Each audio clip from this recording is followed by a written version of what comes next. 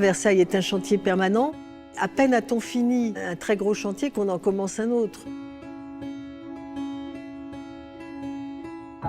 Ça a été pour moi le chantier du XXIe siècle au château de Versailles. On ne peut pas passer 3 années de suite ici sans laisser quelque chose de nous-mêmes.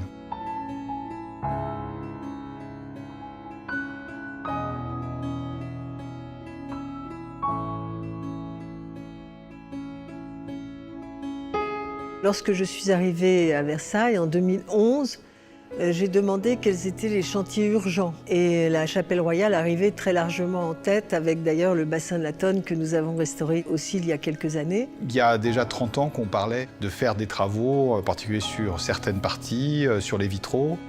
2 tempêtes étaient passées sur la toiture, on avait fait des travaux d'urgence, et tout ça était très très fatigué. La première émotion, c'est l'émotion d'entendre quelqu'un vous dire « oui, vous allez pouvoir y aller ». Quand vous entendez le mécène dire « oui, c'est ce projet que je vais choisir », eh bien vous savez que vous allez aller au bout.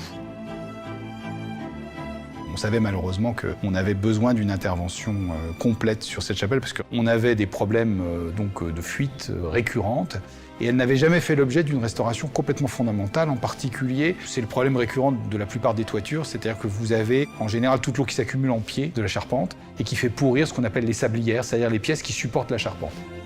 Ça a été une opération très intrusive puisqu'il a fallu démonter chaque pierre de chez nous afin de découvrir la sablière.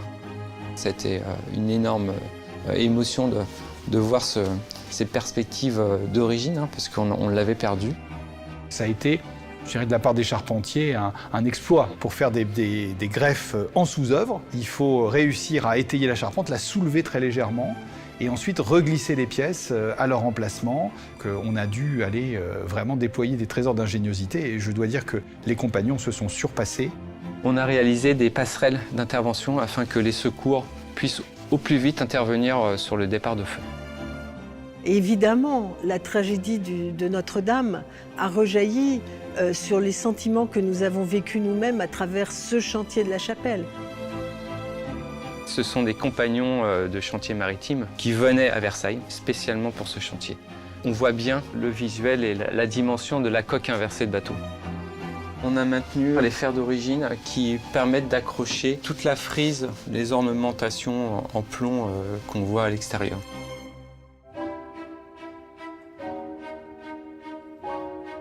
Les ornements en plomb doré sont de véritables sculptures. Les grands angelots qui sont au faîte de la toiture sont de très beaux bébés, plus grands que nature, qu'on a dû démonter, qui sont en plomb, qui sont d'origine.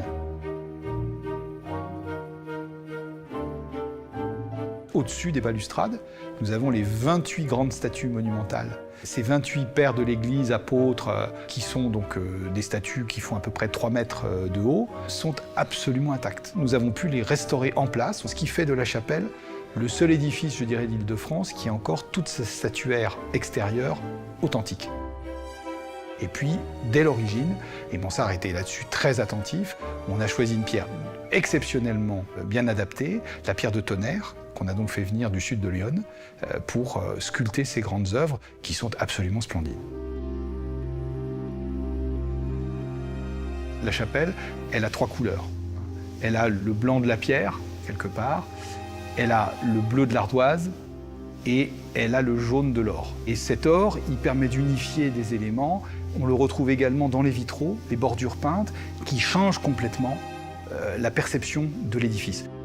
Ici, on est dans une lumière blanche, qui est celle qu'on aimait à cette époque, par rapport à la lumière extrêmement chatoyante du Moyen-Âge, parce que c'est une lumière qui s'ouvre, et on a ici des grands verres qui doivent nous inonder. On a ce jaillissement, cet élancement vertical du gothique qui fait que cet édifice, il monte au ciel et il fait jaillir la parole des hommes vers Dieu.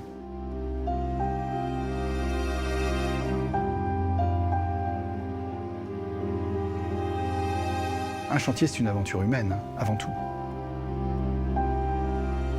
On est entre des gens qui représentent quelque part l'aristocratie de leur métier. C'est des gens ultra spécialisés et qui sont très heureux et très enthousiastes, si vous voulez, de mettre leur savoir-faire au service d'une œuvre pareille. Indépendamment de la sauvegarde du patrimoine, il y a une dimension qui est une dimension de sauvegarde des métiers et de formation. Le maître d'ouvrage, d'une part, et le mécène, ils sont extrêmement attentifs. Si nous n'avons pas transmis cette flamme, cette passion et cette connaissance à des plus jeunes, eh bien, il y a un moment où ça va s'arrêter. Je pense que commencer dans la vie avec ce chantier-là, c'est quand même quelque chose d'incroyable. L'émotion des jeunes qui ont découvert leur métier à travers les chantiers de Versailles, que ce soit la dorure, que ce soit la charpente, que ce soit les huisseries, on a vu leur regard. Ce sont des émotions successives à des générations successives pour des passions différentes, mais en tous les cas, tout ça se trouve rassemblé ici. Ce que nous avons fait aujourd'hui, c'est vraiment la grande restauration fondamentale. Ces restaurations, on en fait à peu près tous les 150 ans. La dernière, elle datait de 1875-1878.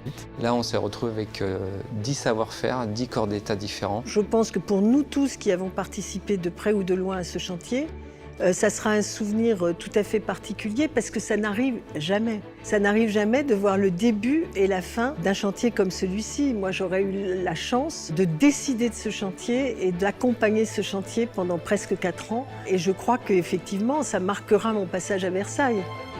On n'a qu'une seule hâte, c'est que le public revienne parce qu'on a envie de le partager.